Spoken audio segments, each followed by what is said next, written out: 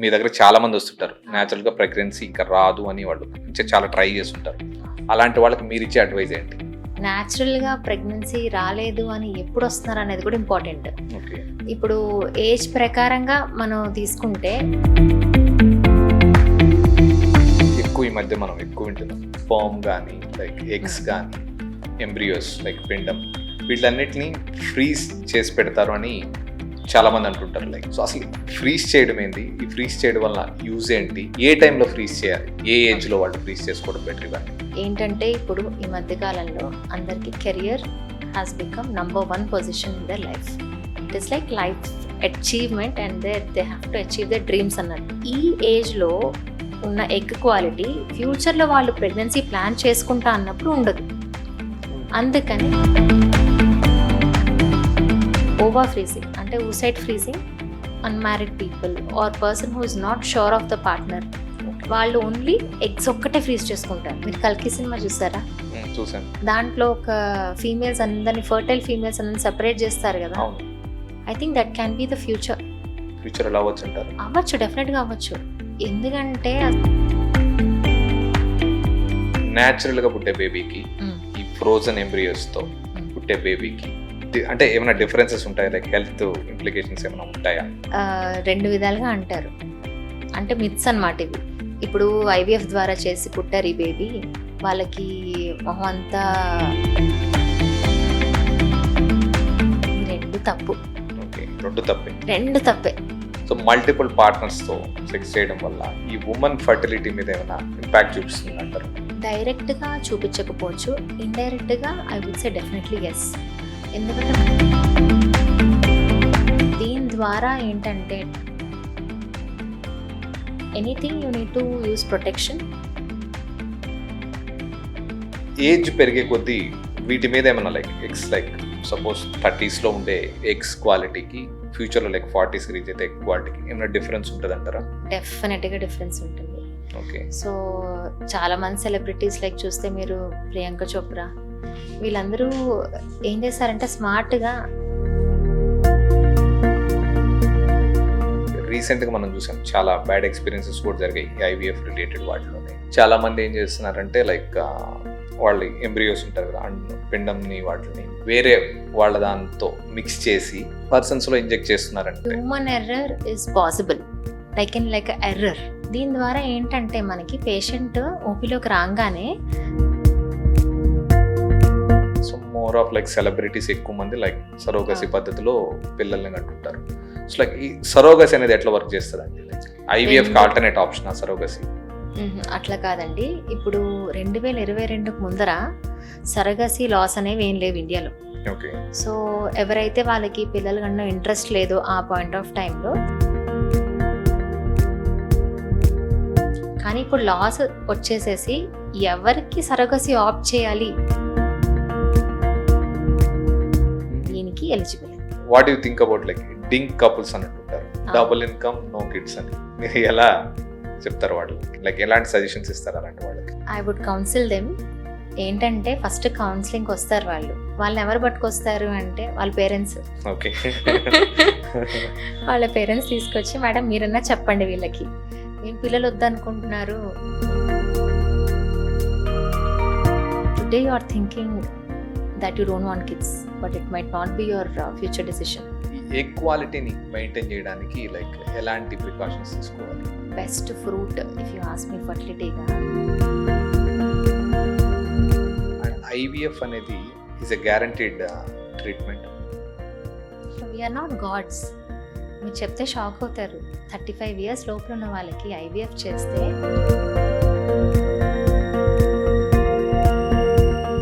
Right age for men like good sperm content ఉంటుంది అని చెప్పడానికి రైట్ ఏజ్ ఎంత? ఫర్టిలిటీ ప్రాబ్లమ్స్తో ఎక్కువ మంది మీ దగ్గరకు వస్తుంటారు. ఎలాంటి మేజర్ లైక్ ఛాలెంజెస్ మీరు చూస్తుంటారు లైక్ వాళ్ళ దగ్గర నుంచి? So counselling such kind of couples is really difficult. Okay, and other way round male stigma అనేది చాలా ఉంది. ఓన్లీ ఫీమేల్స్ ఒక్కళ్ళే ట్రీట్మెంట్ పంపిస్తూ ఉంటారు. రారన్నమాట మేల్స్. ఒక తోడుగా రారు, ఒక టెస్ట్ ఇవ్వడానికి రారు, సెమెన్ అనాలిసిస్ ఏమైనా ఇవ్వమన్నా సరే మాలో ఏం లేదు, వెళ్ళి మేడంకి చెప్పండి, ఏం లేదు. అండ్ ఈ ఫీమేల్ పేషెంట్ పాపం వస్తూ వాళ్ళ అత్తగారిని కూడా పట్టుకొని వస్తారు. ఇంకా అత్తగారు కూడా వాతస్ పలుకుతూ ఉంటారు అనమాట. మా అబ్బాయి మా అబ్బాయిలో ఏం లేదు, అంతా మా కోడలదే ప్రాబ్లం అంతా అని. ఒక ఫీమేల్గా చెప్తున్నానని కాదు, always the female is blame first in anything, especially in the fertility issues. And ఇట్లాంటి స్టిగ్మాస్ ప్రాక్టీస్లో ఎట్లా అంటే, even another couple egg reserve అనేది చాలా తగ్గిపోయింది అనమాట. తను సింపుల్గా ఎగ్ రిజర్వ్ అంతా తగ్గిపోయింది, తనకి ఫర్టైల్ కాదు అనేసి వదిలేసి ఇంకొకరిని కూడా పెళ్లి చేసుకుంది. అండ్ ఆ సెకండ్ వైఫ్తో మళ్ళీ నా దగ్గరికి వచ్చి ఈవిడ కూడా ప్రెగ్నెంట్ కావట్లేదు మేడం అనేసి వచ్చి, changing the partners is not the solution కదా. How unfortunate it is. Hi, welcome to Anantara health. Healthy baby పుట్టడానికి ఎలాంటి జాగ్రత్తలు తీసుకోవాలి, అంతేకాకుండా ప్రెగ్నెన్సీ అవ్వడానికి రైట్ టైం ఏది, ప్రెగ్నెన్సీ అవ్వడానికి ఎలాంటి ఛాలెంజెస్ ఉన్నాయి, వాటిని ఎలా ఫేస్ చేయాలి, ఇంతేకాకుండా natural pregnancy, IVF, surrogacy, sperm and egg count, ఇదే కాకుండా ఎగ్ ఫ్రీజింగ్, వీటన్నిటి గురించి డీటెయిల్ గా ఎక్స్ప్లెయిన్ చేయడానికి మనతో పాటు మన ముందున్నారు ప్రముఖ fertility and IVF expert doctor Tejaswi గారు. న్యాచురల్ గా ప్రెగ్నెన్సీ రానోళ్ళకి మీరు చేసే అడ్వైస్ ఏంటంటే, మీ దగ్గర చాలా మంది వస్తుంటారు న్యాచురల్ గా ప్రెగ్నెన్సీ ఇంకా రాదు అని, వాళ్ళు చాలా ట్రై చేస్తుంటారు, అలాంటి వాళ్ళకి మీరు ఇచ్చే అడ్వైస్ ఏంటి? న్యాచురల్గా ప్రెగ్నెన్సీ రాలేదు అని ఎప్పుడు వస్తున్నారు అనేది కూడా ఇంపార్టెంట్. ఓకే, ఇప్పుడు ఏజ్ ప్రకారంగా మనం తీసుకుంటే లెస్ దాన్ 35 years ఉన్నారనుకోండి కపుల్, 1 year పాటు వాళ్ళు న్యాచురల్గా ట్రై చేయాలి. అండ్ మోర్ దాన్ 35 ఉంటే ఒక 6 months ట్రై చేయమని చెప్తాం. మోర్ దాన్ 40 ఉంటే ఇమీడియట్గా ఫర్టిలిటీ స్పెషలిస్ట్ని కలవమని చెప్తాం. అండ్ ఈ ట్రై చేసిన విధానం కూడా వాళ్ళు ప్రాపర్గా ట్రై చేశారా లేదా అని కూడా ఎవాల్యుయేషన్ చేసుకోవాలి, హిస్టరీ తీసుకోవాలి. కొంతమంది ఏమంటారు, ఎట్లా అనుకుంటారంటే, ఓవులేషన్ జరిగిన రోజు ఒక రోజు మేము ఇద్దరం కలిసి ఉన్నాము, ఒక 14th day ఒకటే కలిసి ఉన్నాము, అది వాళ్ళకి ట్రయల్ కింద లెక్క, విచ్ ఇస్ నాట్ ట్రూ కదా. సో ప్రాపర్గా ఫర్టైల్ విండో అనేది తెలుసుకొని అప్పటికి ట్రై చేసిన 1 year పాటు రాకపోతే అప్పుడు డెఫినెట్గా మమ్మల్ని అప్రోచ్ అవ్వాలి. అండ్ ఇంకొంతమంది వస్తారు, ఎస్పెషల్లీ ఇన్లాస్తో పాటు వస్తూ ఉంటారనమాట. 3 months నుంచి డేట్ వస్తానే ఉంది, డేట్ ఆగట్లేదు, అంటే they not getting pregnant in spite of trying 3 months అని. వాళ్ళ అత్తమామలతో పాటు వస్తారు. వాళ్ళకి ఏజ్ ఎంత ఉంటుంది చూస్తే 20s లో ఉంటారు వాళ్ళు. వాళ్ళకి 1 year పాటు వదిలేయచ్చు కదా వాళ్ళని, టు ట్రై న్యాచురల్లీ. సో ఏంటంటే మన సొసైటీ కూడా ఫుల్ ప్రెషర్ పెడతా ఉంటుంది కపుల్స్ మీద. ఇంకా వెన్ ఆర్ యూ ఎక్స్పెక్టింగ్, ఎప్పుడు మీరు మా గుడ్ న్యూస్ చెప్తారు అనుకొని ఇంకా వాళ్ళని స్ట్రెస్ గురి చేస్తుంది ఇదంతా. సో ఈ న్యాచురల్గా ఎలా ట్రై చేస్తున్నారు, ప్రాపర్గా చేస్తున్నారా లేదా, వాళ్ళకి ఫర్టిలిటీ పీరియడ్ అవేర్నెస్ ఉందా లేదా అని చూసుకొని, ట్రై చేయకపోతే అది ఎక్స్ప్లెయిన్ చేసి ఇంకొన్ని మంత్స్ ఇండికేటెడ్ అయితే న్యాచురల్గా ట్రై చేయమని చెప్పొచ్చు. ఓకే. అండ్ ఇంకొకటి, లైక్ ఎక్కువ ఈ మధ్య మనం ఎక్కువ వింటున్నాం, ఈ స్పర్మ్ కానీ లైక్ ఎగ్స్ కానీ ఎంబ్రియోస్ లైక్ పిండం, వీళ్ళన్నిటిని ఫ్రీజ్ చేసి పెడతారు అని చాలా మంది అంటుంటారు. లైక్ సో అసలు ఫ్రీజ్ చేయడం ఏంటి, ఈ ఫ్రీజ్ చేయడం వల్ల యూజ్ ఏంటి, ఏ టైంలో ఫ్రీజ్ చేయాలి, ఏ ఏజ్లో వాళ్ళు ఫ్రీజ్ చేసుకోవడం బెటర్, ఇవన్నీ.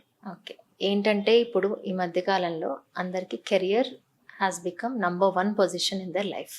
It is like life achievement and they have to achieve their dreams అన్నట్టు. సో ఈ మధ్యలో ఫర్టిలిటీ కూడా డిక్లైన్ అవుతుంది అని అవగాహన ఉన్నవాళ్ళు స్మార్ట్గా వాళ్ళు ఫ్రీజ్ చేసుకుంటున్నారు. అంటే ఈ ఏజ్లో ఉన్న ఎగ్ క్వాలిటీ ఫ్యూచర్లో వాళ్ళు ప్రెగ్నెన్సీ ప్లాన్ చేసుకుంటా అన్నప్పుడు ఉండదు. అందుకని అట్ ప్రెసెంట్ ఉన్న ఏజ్ ఆఫ్ ఎగ్ కానీ స్పర్మ్ కానీ ఫ్రీజ్ చేసి పెట్టుకుంటే తర్వాత ఇంకెప్పటికైనా యూజ్ చేసుకోవచ్చు కదా, వాళ్ళు యాక్చువల్గా రెడీగా ఉన్నప్పుడు ప్రెగ్నెన్సీ కోసం. సో అందుకనే they are doing a smart choices, stopping their biological clock. So న్యాచురల్గా జరిగేది ఆపేసి ఇలా ఎగ్స్ ఫ్రీజ్ చేసుకుంటారు. యా, అంటే ఏజింగ్ ఆపేసి అంటున్నాను, బయోలాజికల్ క్లాక్ ఏజింగ్ ఉంటుంది చూసారు, దాన్ని ఆపేసి వాళ్ళు ఇట్లా ఫ్రీజింగ్కి వెళ్తున్నారు ఆప్షన్. సో ఈ ఫ్రీజింగ్ ఎవరికి చేస్తారు, ఏం చేస్తారంటే, ఇండికేటెడ్ కేసెస్ అయితే సపోజ్ ఏమైనా కీమోథెరపీ అడ్వైజబుల్ అనుకోండి, క్యాన్సర్ వచ్చిన పేషెంట్స్కి, వాళ్ళకి డెఫినెట్గా ఫ్రీజ్ చేయాలి. ఎందుకంటే ఆ డ్రగ్స్ ఎఫెక్ట్స్ మన ఎగ్ హెల్త్ని అండ్ స్పర్మ్ హెల్త్ని తగ్గించేస్తాయి. అదొకటి. ఇంకొకటి ఏంటంటే personal choices like in career అవన్నీ ఉన్నవాళ్ళు ఫ్రీజ్ చేసుకోవచ్చు. ఇంకొంతమంది న్యాచురల్గానే ఫాస్ట్గా అన్నీ డిక్లైన్ అయిపోవడం, వాళ్ళ ఫర్టిలిటీ హెల్త్ అనేది డ్రాస్టిక్గా తగ్గిపోతూ వస్తూ ఉంటే వాళ్ళు ఫ్రీజింగ్ ఆప్షన్కి చూస్ చేసుకుంటారు. ఏ స్టెప్ ఆఫ్ ఫ్రీజింగ్ ఎవరు చూస్ చేసుకుంటారు అని మీరు నన్ను అడిగితే, ఓవర్ ఫ్రీజింగ్ అంటే oocyte freezing, unmarried people or person who is not sure of the partner, వాళ్ళు ఓన్లీ ఎగ్స్ ఒక్కటే ఫ్రీజ్ చేసుకుంటారు. పెళ్లి చేసుకోవాలని అనుకున్న వాళ్ళు, ప్రస్తుతానికి అనుకున్న వాళ్ళు. And semen freezing same thing, some history of any other history of cancer or anything which is actually allowing them to take a decision at this point of time. Or again career postpone చేసుకోవాలనుకున్న వాళ్ళు semen freezing కూడా opt చేసుకుంటారు. Third thing embryo. ఇప్పుడు ఏంటంటే couple they are already married, so ఇట్లాంటప్పుడు egg స్పర్మ్ని రెండింటిని కలిపి ఎంబ్రియో లాగా తయారు చేసి ఒక 5 days పాటు ల్యాబ్లో గ్రో చేసి దాన్ని ఫ్రీజ్ చేసుకుంటారు. తర్వాత ఇంకెప్పుడైతే ప్రెగ్నెంట్ అవ్వాలని అనుకుంటున్నారో అప్పుడు వాళ్ళకి ట్రాన్స్ఫర్ చేయించుకోవడానికి పనికొస్తుంది. కపుల్స్కి ఆల్రెడీ మ్యారీడ్ అయిన కపుల్స్, బట్ చాలా ఉంటాయి కదా, ఫియర్ ఆఫ్ ఫైనాన్షియల్ స్టెబిలిటీ అని చెప్పేసి, లేకపోతే going ahead in a career అని చెప్పేసి. సో వీటన్నిటిని కొంచెం బెటర్గా కాన్సన్ట్రేట్ చేయడానికి ఈ ఆప్షన్స్ అన్ని చూస్ చేసుకుంటారు. And all of them would get very much relieved. అంటే ఆ ప్రెషర్ కుక్కర్లోంచి ప్రెషర్ ఎట్లయితే రిలీజ్ అయిపోతుందో, సో వాళ్ళు కూడా చాలా రిలాక్స్డ్గా ఉంటారు ఈ ప్రొసీజర్స్ అన్ని చేయించుకున్న తర్వాత. దట్ ఒక సెక్యూరిటీ ఉంది, మన ఫర్టిలిటీ హెల్త్ ఎక్కడికి పోవట్లేదు. ఇప్పుడు ఊసైడ్ ఫ్రీజింగ్ ఇంకా ఎందుకంటే అవగాహన కావాలి. ఈ ప్రస్తుతానికి ఉన్న జనరేషన్కి ఎగ్స్ కౌంట్ డ్రాస్టిక్గా పడిపోతుంది. ఎలా అంటే early 20s even early 20s కానీ 20 to 30 ఏజ్ గ్రూప్లో ఉన్న వాళ్ళకి కానీ వాళ్ళ ఎగ్ రిజర్వ్ అనేది సగం పైన పడిపోతుంది. అట్లాంటి వాళ్ళు స్మార్ట్గా ఇవి టెస్ట్లు ఉన్నాయి, ఇవి చేసుకుంటే మనకు ఒక అవగాహన వస్తుంది, ఎగ్స్ కౌంట్ ఎంత ఉన్నాయి, మన ఫర్టిలిటీ పరంగా ఎంత బెస్ట్ ఉన్నాము అని ఒక ఐడియా వస్తుంది వాళ్ళకి. ఆ ఐడియాని ఒకవేళ బాగా తక్కువ ఉంటే కనుక వాళ్ళు ఫ్రీజ్ చేసుకొని అట్లీస్ట్ ఆ డిక్లైన్ ఆపుతున్నారు, ముందుగా తెలుసుకొని. So getting evaluation about your ovarian reserve is very important.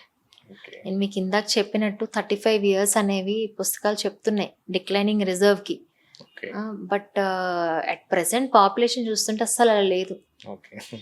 ఎట్లా అంటే మీరు కల్కి సినిమా చూసారా? చూసాను, ప్రభాస్ గారి. దాంట్లో ఒక ఫీమేల్స్ అందరినీ, ఫర్టైల్ ఫీమేల్స్ అందరినీ సెపరేట్ చేస్తారు కదా. I think that can be the future ఎలా అవ్వచ్చు అంటారు? అవ్వచ్చు, డెఫినెట్గా అవ్వచ్చు. ఎందుకంటే అసలు depth of it is so deep that you know unfortunately ఈ ఎగ్స్ కౌంట్ తక్కువ అవుతుందని మనకి ఏ ఒక్క సిమ్టమ్ కూడా కనిపించదు బాడీలో. మామూలుగా ఉంటారు, పీరియడ్స్ అసలు ఎక్సలెంట్గా ఉంటాయి, కరెక్ట్ 28 days సైకిల్కి ఉంటాయి. కానీ చూస్తే వాళ్ళ ఏఎంహెచ్ అంటాం అనమాట, బ్లడ్లో ఒక టెస్ట్ చేస్తాము ఎగ్ రిజర్వ్ ఎంత ఉందో తెలుసుకోవడానికి. అవి చూస్తే అసలు చాలా తక్కువ ఉంటాయి, 1.5, కొంతమందికి 0.9, 0.8 ఇట్లా వస్తూ ఉంటాయి. That would be shocker of their life. So test చేయించుకోవడం better everybody, irrespective of age. ఏం పోతుందండి, ఒక బ్లడ్డే కదా. సో దాన్ని బట్టి జాగ్రత్త తీసుకోవచ్చు. దాన్ని బట్టి డెఫినెట్గా జాగ్రత్త తీసుకోవచ్చు.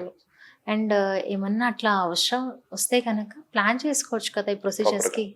మీరు ఇప్పుడు చెప్పారు ఫ్రోజన్, న్యాచురల్గా పుట్టే బేబీకి ఈ ఫ్రోజన్ ఎంబ్రియోస్ తో పుట్టే బేబీకి అంటే ఏమైనా డిఫరెన్సెస్ ఉంటాయా, లైక్ హెల్త్ ఇంప్లికేషన్స్ ఏమైనా ఉంటాయా?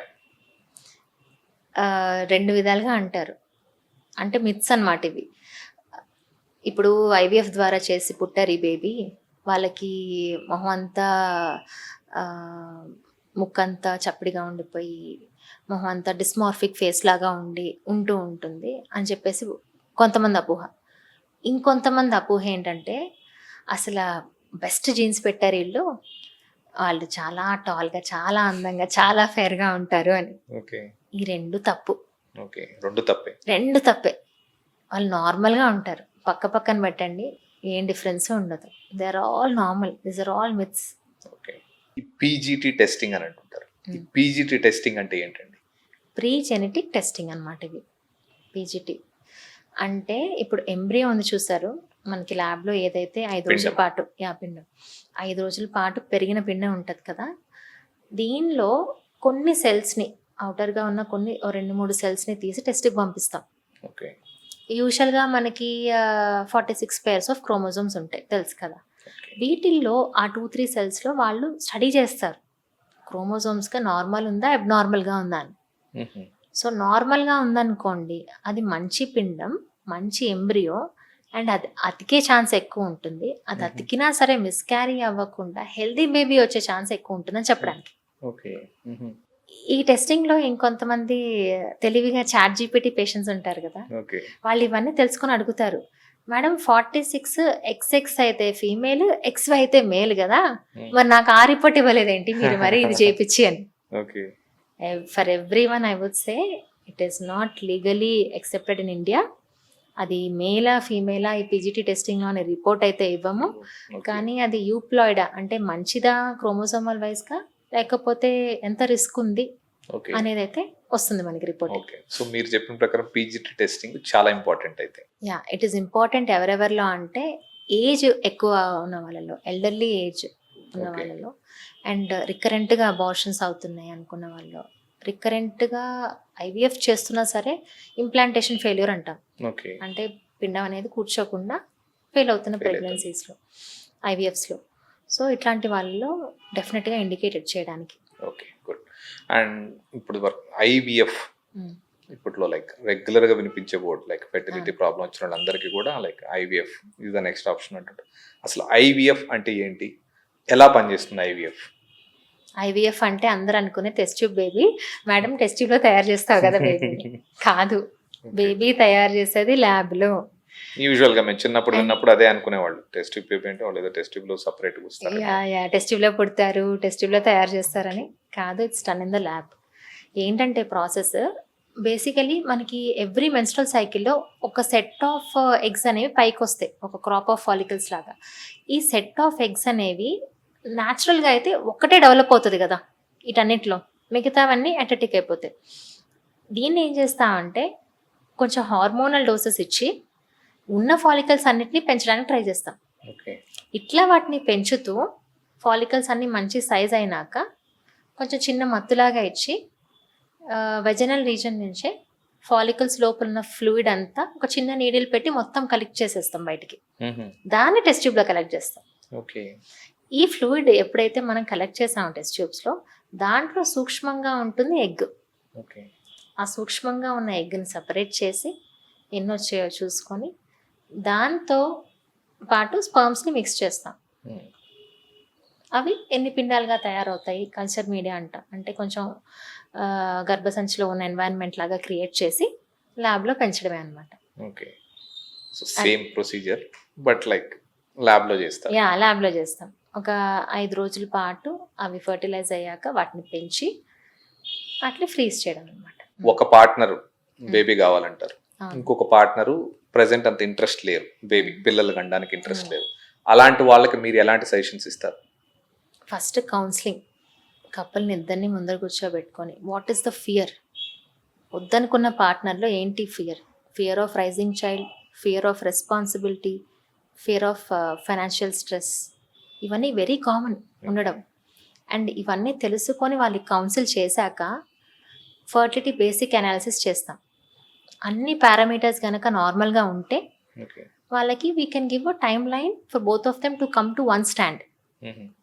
If anything is alarming again, I would better counsel them to get an IVF cycle done and then freeze their embryos. ఇట్లా ఫ్రీజ్ చేసుకున్నప్పుడు ఏంటంటే ఒకవేళ ఫీమేల్ పారామీటర్స్ కానీ మేల్ పారామీటర్స్ కానీ పడిపోతూ ఉంటే ఇట్లా మనం ఫ్రీజ్ చేసుకోవడం వల్ల అవి అట్లీస్ట్ ఇప్పుడున్న క్వాలిటీ అయితే ఉంటాయి కదా. ఓకే, అంతేలేండి.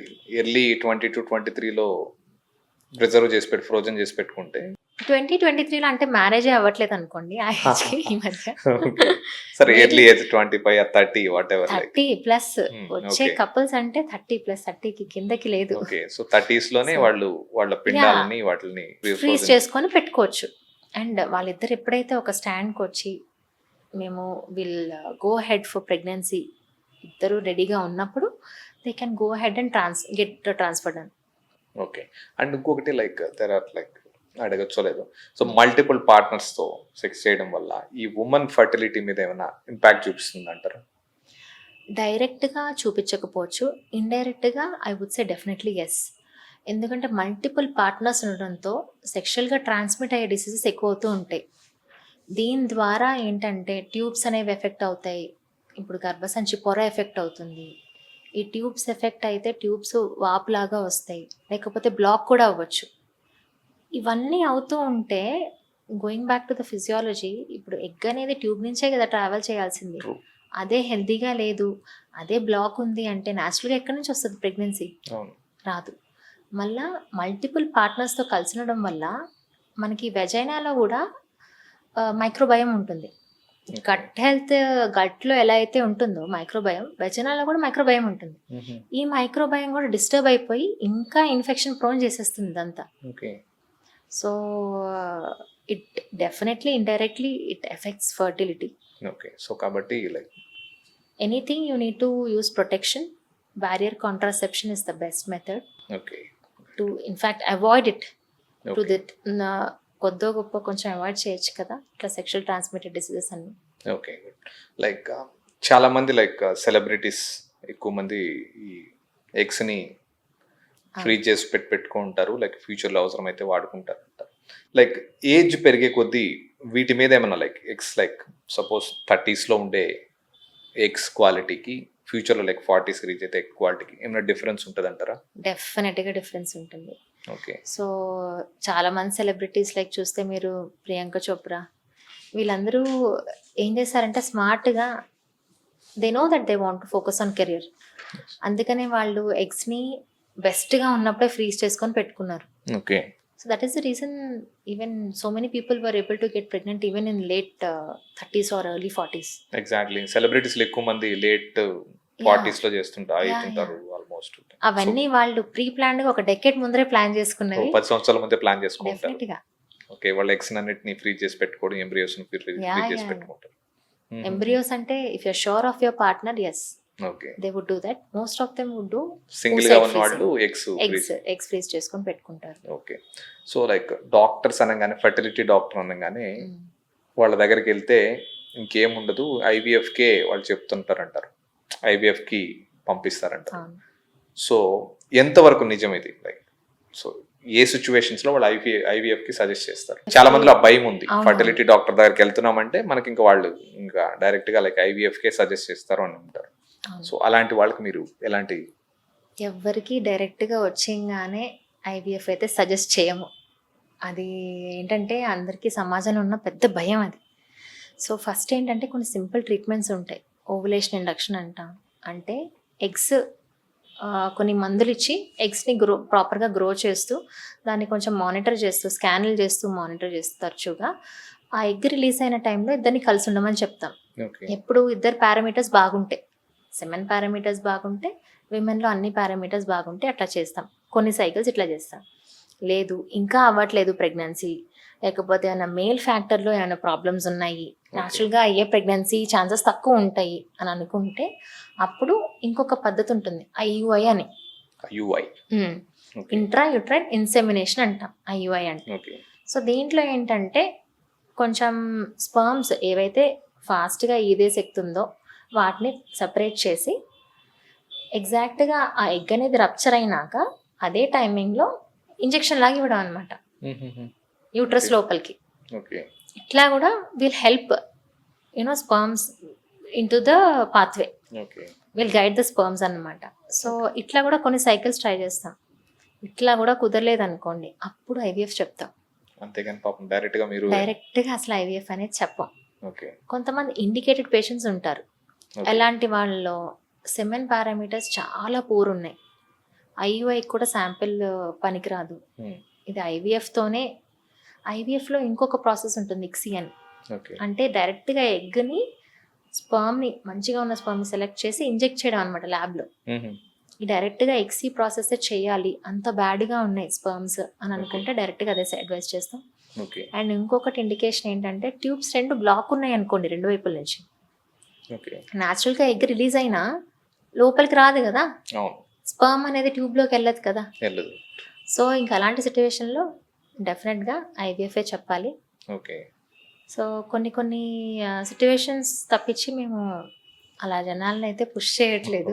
లేదు, జనాల్లో చాలా మందిలో ఎపోకుండా లైక్ అవును, ఫర్టిలిటీ that's true. భయం. సో అండ్ ఇంకొకటి లైక్ రీసెంట్గా మనం చూసాం చాలా బ్యాడ్ ఎక్స్పీరియన్సెస్ కూడా జరిగాయి ఈ ఐవీఎఫ్ రిలేటెడ్ వాటిలోనే. అవును. చాలా మంది ఏం చేస్తున్నారంటే లైక్ వాళ్ళు ఎంబ్రియోస్ ఉంటారు కదా అండ్ పిండంని వాటిని వేరే వాళ్ళ దాంతో మిక్స్ చేసి పర్సన్స్లో ఇంజెక్ట్ చేస్తున్నారని. లైక్ అవును. రీసెంట్గా చూస్తే like I don't want to name them, బెగ్గర్స్వి తీసుకొచ్చిన స్పర్మ్స్ ఎగ్స్ వీటిని కలిపి ఆ ఎంబ్రియోస్గా చేసి పిండంని వాళ్ళకి పిల్లలు తీసుకొచ్చినారు. Mm. అంటే లైక్ ప్రొడక్టివ్ సిస్టంలో. సో ఇవి లైక్ ఇలాంటివి చూసినప్పుడు మీ ఐవీఎఫ్ మీద కొంచెం ఇంపాక్ట్ ఏమైనా పడుతుంది అంటారా? ఇలా Definitely. పాసిబిలిటీ ఉంటుంది అంటారా? లైక్ అంటే జనాలు నమ్మి మీ దగ్గరకు వస్తారు, అవును. సో వాళ్ళ స్పాము వాళ్ళ ఎగ్ లైక్ పార్ట్నర్స్వి లైక్ మేల్ కానీ ఫీమేల్ కానీ వాళ్ళవే పెడుతున్నారని నమ్మి వాళ్ళు మీ దగ్గరకు వస్తుంటారు. బట్ ఇక్కడ చూస్తే లైక్ ఎవరో సమ్ అదర్ పర్సన్ స్పామ్ తీసుకొచ్చి వీళ్ళ ఎగ్తో పాటు అంటే అంటే వాళ్ళకి ఫైనల్ ప్రోడక్ట్ ఏం కావాలి, లైక్ పిల్లలు పుట్టించాలి. అవును. సో ఇక్కడ వీక్ ఉందని వీళ్ళకి డైరెక్ట్ గా చెప్పలేక లేకపోతే what ever the reason, but ఇట్లా పాసిబిలిటీ ఉందంటారా ఇట్లా వేరే వాళ్ళ దాంతో కలిపేదానికి? మనం ఎలా ఐడెంటిఫై చేయొచ్చు అలా చేశారంటే? Human error is possible, like error డెలిబరేట్గా కాకుండా. కానీ అది కొంచెం సైన్స్ ద్వారా మనం RFID అనే ఒక టెక్నాలజీ వచ్చింది. RFID. ఆ, దీని ద్వారా ఏంటంటే మనకి పేషెంట్ ఓపీలోకి రాగానే ట్యాగ్స్ ఇస్తాం అనమాట పేషెంట్కి. ఆ ట్యాగ్స్ అనేవి హస్బెండ్ సెమెన్ కలెక్షన్ బాటిల్కి అతికిస్తారు అండ్ ఎగ్స్ కలెక్ట్ చేశాక ఎగ్స్ డిష్కి అతికిస్తారు. సో ఈ RFID టెక్నాలజీ ద్వారా వర్క్ స్టేషన్ అంటారు కదా, ఎంబ్రియాలజిస్ట్ కూర్చొని ఎగ్స్ని మైక్రోస్కోప్ కింద చూసే ప్లేస్ని వర్క్ స్టేషన్ అంటారు. ఆ వర్క్ స్టేషన్ దగ్గర మనము ఆ పేషెంట్ది పెట్టి ఆ పేషెంట్ స్పర్మ్ ID ఈ 2 మ్యాచ్ అయితేనే అది మళ్ళీ నెక్స్ట్ ప్రాసెస్కి అలో చేస్తుంది ఈ టెక్నాలజీ అనేది. ఓకే లేదు సపోజ్ వేరే వాళ్ళది by mistake as in like rare human error అయిందనుకోండి, దెన్ ఈ RFID టెక్నాలజీ ఒక అలారం మోగుతుంది అనమాట. It will not allow us to proceed to the next step also. Okay okay ఇలాంటి సిస్టమ్ ఉంది. ఇలాంటి సిస్టమ్ ఉంది and we are practising that. So mixing up of gametes with human knowledge is not at all there. Okay and even error అనేది జరగచ్చు హ్యూమన్లో కదా, we are not robots to be perfect.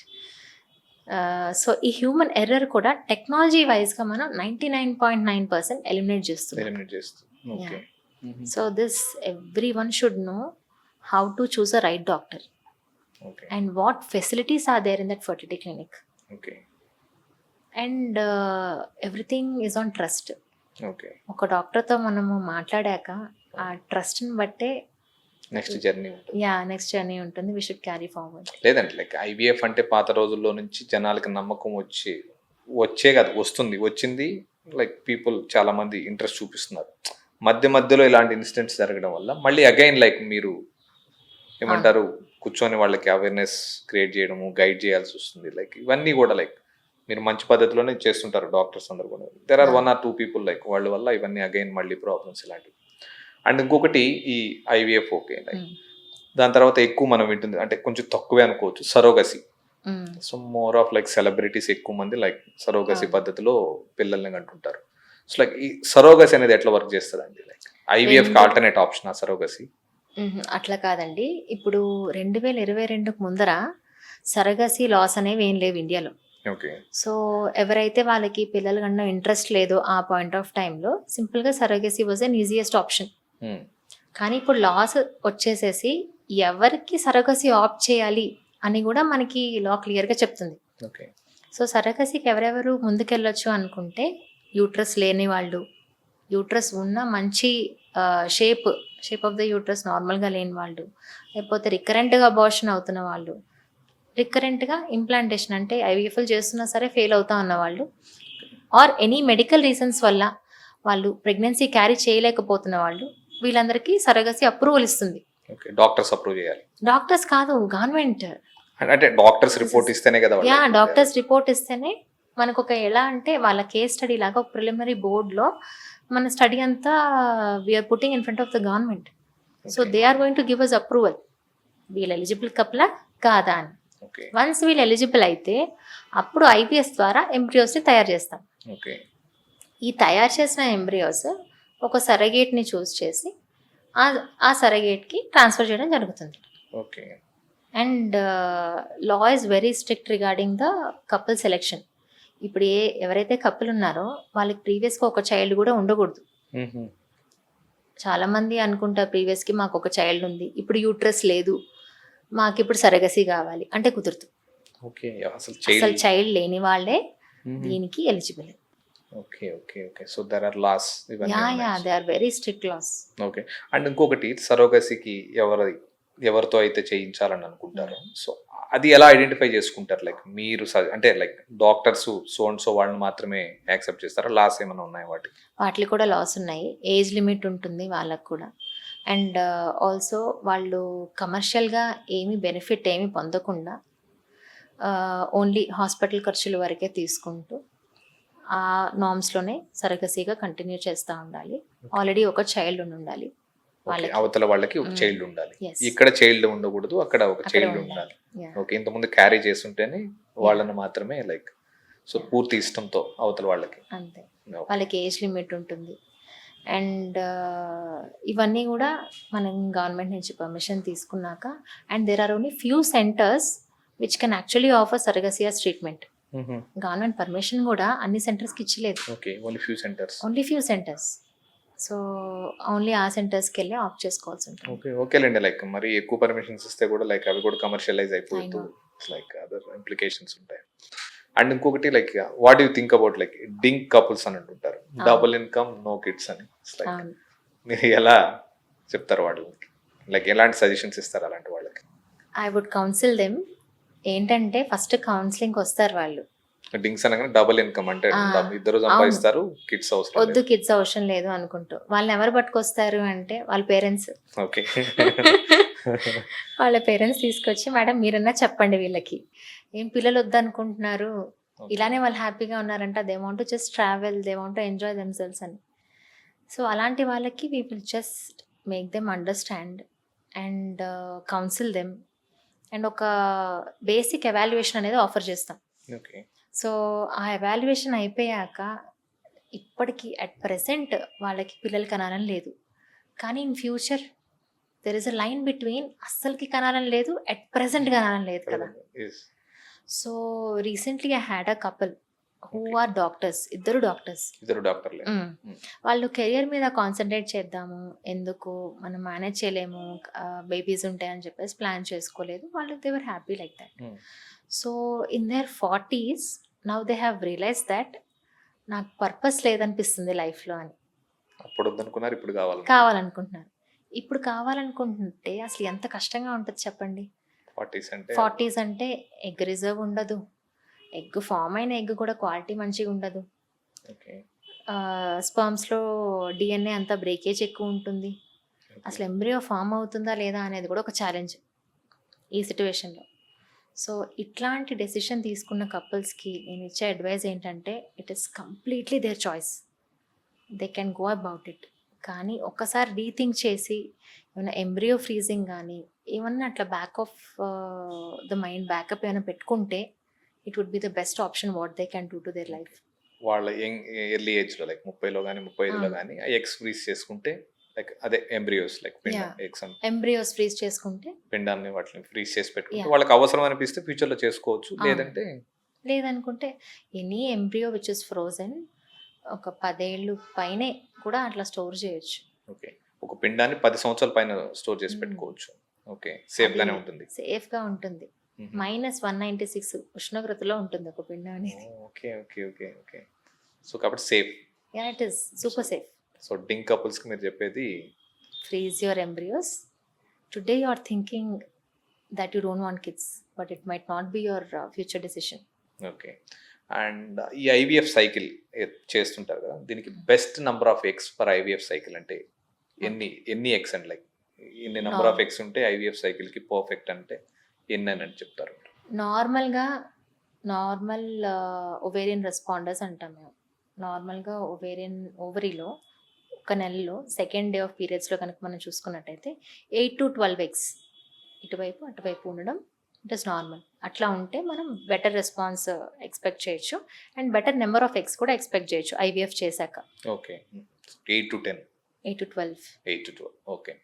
And అదే PCOD ఉన్న వాళ్ళు అనుకోండి మోర్ దాన్ 20 ఉంటాయి. ఒక్క Okay. సైడ్ మోర్ దాన్ 20 ఉంటే ఇంకొక సైడ్ మోర్ దాన్ 20 ఉంటాయి. అలాంటప్పుడు ఎలా చేస్తారు? అలాంటప్పుడు కూడా సేమ్ అట్లానే చేస్తాం. కానీ మీరు అడగొచ్చు మంచిగా ఎక్కువ నెంబర్ ఆఫ్ ఎగ్స్ అంటే వాళ్ళకి బెనిఫిట్ కదా అని. అవును. కానీ పీసీఓడి పేషెంట్స్లో ఏంటంటే క్వాలిటీ అంత మంచిగా ఉండదు. ఎగ్ క్వాలిటీ అనేది ఓకే. ఎవ్రీ మంత్ మెన్స్ట్రుయేషన్ ఉండదు కదా, ఉండదు. ఇర్రెగ్యులర్గా ఉంటాయి Okay. కదా పీరియడ్స్ అన్ని. వాళ్ళు అంత అండ్ ఇంకో సర్ప్రైజింగ్ థింగ్ ఏంటంటే క్వాలిటీని అసెస్ చేయడానికి మనం లైవ్గా దాన్ని చూస్తే తప్పించి మైక్రోస్కోప్ కింద ముందర ఐవీఎఫ్ చేసే ముందర మనకి ఏ స్కాన్లు చేసినా బయటపడుతుంది. ఓకే. ఓకే. సో మీరు ఇప్పుడు అడిగారు 8 to 12 ఫాలికల్స్ అని చెప్పాను కదా నేను నార్మల్ రెస్పాండర్కి. కానీ 8 to 12 ఫాలికల్స్ మెచ్యూర్ ఎగ్సా కాదా? మెచ్యూర్ ఎగ్స్ అయితే ఎంత బాగున్నాయి క్వాలిటీ, ఓకే. ఇవన్నీ మనకి ఐవీఎఫ్ చేశాకే తెలుస్తుంది. ఓకే. సో మనం ఫ్లూయిడ్ అంతా తీస్తున్నాం కదండి. అవును. మనకి ఇప్పుడు అల్ట్రాసౌండ్ స్కాన్లో కనిపించేది ఏంటి? ఫ్లూయిడ్ ఒక్కటే నల్లగా కనిపిస్తుంది అంతే. ఓకే. దాంట్లో ఎగ్ ఉందా లేదా, ఉంటే అది మెచ్యూరా కాదా, ఉంటే అది ఎంత మంచి క్వాలిటీ అనేది ఏమీ తెలీదు. ఓకే. ఇవన్నీ టైం బీయింగ్. యా, టైమ్ అందుకు- only will give answers for everything. Okay. And మీరు చెప్తుంటారు ఎగ్స్ అని. ఈ ఎగ్ క్వాలిటీని మెయింటైన్ చేయడానికి లైక్ ఎలాంటి ప్రికాషన్స్ తీసుకోవాలి? Lifestyle is the only key, అంతే. అంతేనా? ఆ, అంటే లైక్ మంచి ఈ diet. ఫుడ్ తీసుకుంటే లైక్ ఎగ్ క్వాలిటీ పెరుగుతుంది అంటే మీ దగ్గరకు వచ్చే వాళ్ళకి hmm.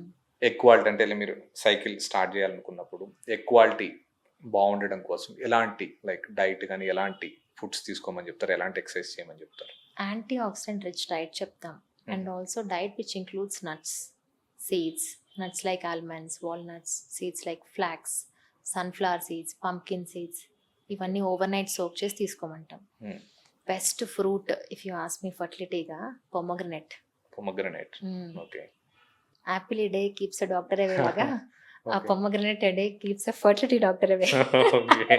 సో పొమగ్రనేట్ డైలీ తీసుకోవడం yeah both It's- men and women. yeah, men and women, both of them. It Both is of very much highly rich in antioxidants. Berries కానీ pomegranate కానీ ఇవన్నీ వాళ్ళ డైట్లో ఇంక్లూడ్ చేస్తూ ఓకే. తీసుకుంటే it will be and better. IVF అనేది is a guaranteed treatment. Unfortunately అస్సలు guarantee అంటే ఇప్పుడు మీరు ఫర్ ఎగ్జాంపుల్ చెప్పండి, అందరూ నన్ను ఓపీలో కూర్చొని 100% సక్సెస్ అయ్యే కదా మ్యామ్ ఐవీఎఫ్ అని అడుగుతారు. ఎట్లా ఇస్తాం 100% సక్సెస్? అదేదో ఆ పవర్స్ నా దగ్గర ఉంటే తదాస్తు అనగానే పిల్లలు పుట్టేటోళ్ళు. Okay. So we are not gods. మీరు చెప్తే షాక్ అవుతారు. 35 years లోపల ఉన్న వాళ్ళకి ఐవీఎఫ్ చేస్తే around 50 to 60% success rates. Can you believe this? Okay.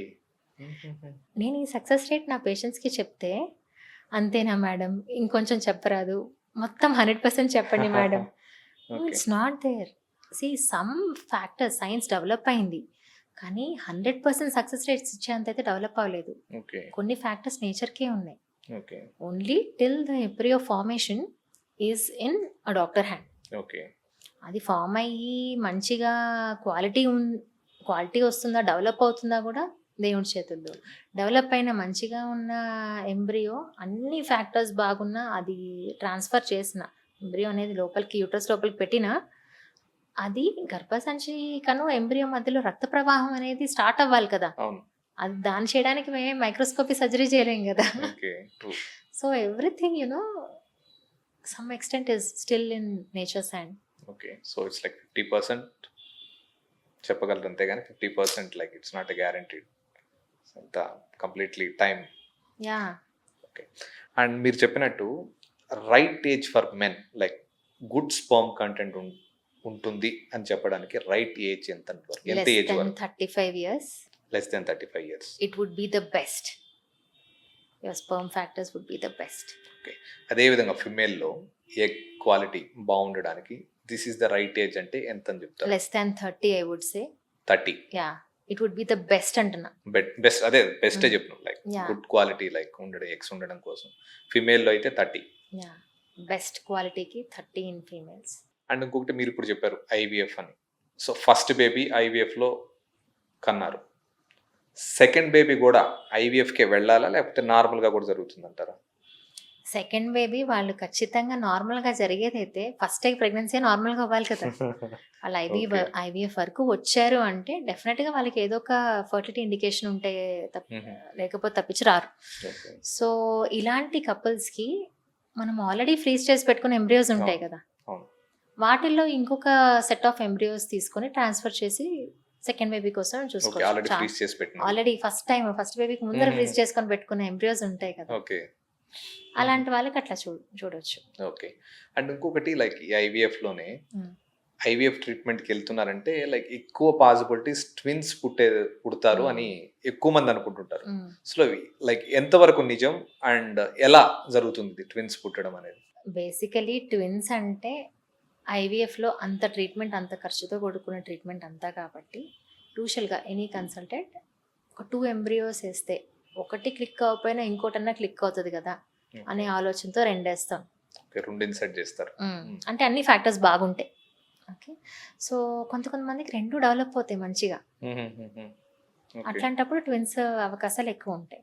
So 20 to 30% chances twin pregnancies చూస్తాం ఐవీఎఫ్ ద్వారా పిల్లలు కంటున్న వాళ్ళకి. అదే ఎక్కువ వింటుంటాం ఐవీఎఫ్ ద్వారా పిల్లలు అంటున్నారంటే మోస్ట్లీ ఎక్కువ పాసిబిలిటీస్ లైక్ ట్విన్స్ వస్తుంటారు. But not always twins. Okay. ఇప్పుడు వాళ్ళ గర్భసంచి చిన్నగా ఉందనుకోండి, అట్లాంటి వాళ్ళు మేము ఒకటే ఇస్తాం కదా. ఓకే. అండ్ సమ్ టైమ్స్ నేను ఇందాక మీకు చెప్పినట్టు ఒకటేసినా సరే అది స్ప్లిట్ అయిపోయి 2గా పెరిగే ఛాన్సెస్ కూడా ఉంటాయి. ఓకే. అవి మనం ఇంకేం అవి కూడా చేయలేం. ఓకే, అది గాడ్స్ గ్రేస్. అంతే. ఓకే. ఫర్టిలిటీ ప్రాబ్లమ్స్తో ఎక్కువ మంది మీ దగ్గరకు వస్తుంటారు. ఎలాంటి మేజర్ లైక్ ఛాలెంజెస్ మీరు చూస్తుంటారు లైక్ వాళ్ళ దగ్గర నుంచి? సో ఇన్ఫర్టిలిటీ ఎందుకు వస్తుంది అని మనం కారణాల కింద చూసుకుంటే ఫీమేల్కి ఒక 30% కారణాలు ఉంటాయి. అది ట్యూబ్స్ వల్ల, ఓవులేషన్ సరిగ్గా జరగకపోవడం వల్ల, ఇవన్నీ ఈక్వల్ టు ఫీమేల్స్. మేల్కి కూడా అంతే కారణాలు ఉంటాయి.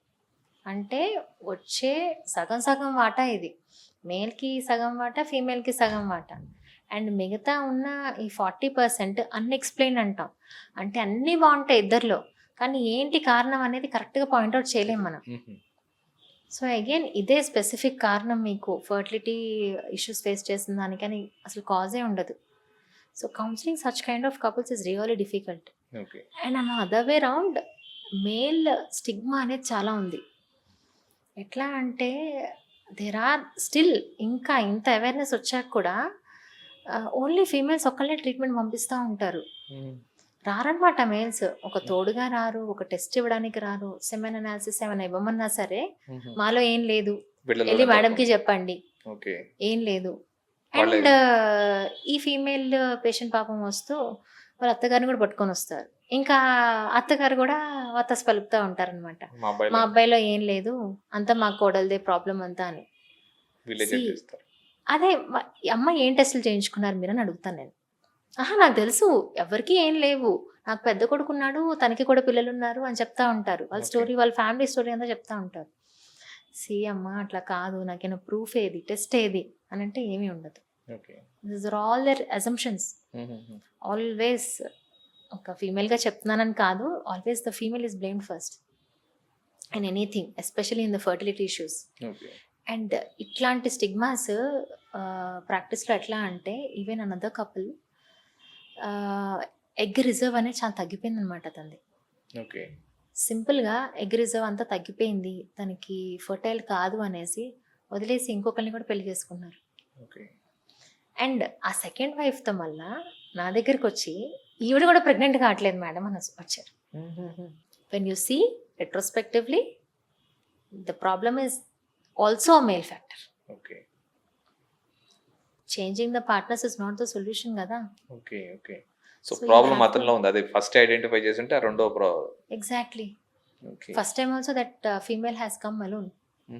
అండ్ ఆ మేల్ పార్ట్నర్ చూడ నేను ఫస్ట్ టైం అదే సెకండ్ వైఫ్తో వచ్చినప్పుడు. సో అప్పుడు హీ వాస్ టెల్లింగ్, మీరు మా ఫస్ట్ వైఫ్ని చూసారు మేడం, తనకి ఏమి ఎగ్స్ లేవనుకున్నారు. ఆ చెప్పేపాటికి మా ఫ్యామిలీ వాళ్ళు ఇంకొక అమ్మాయికి ఇచ్చి పెళ్లి చేశారు.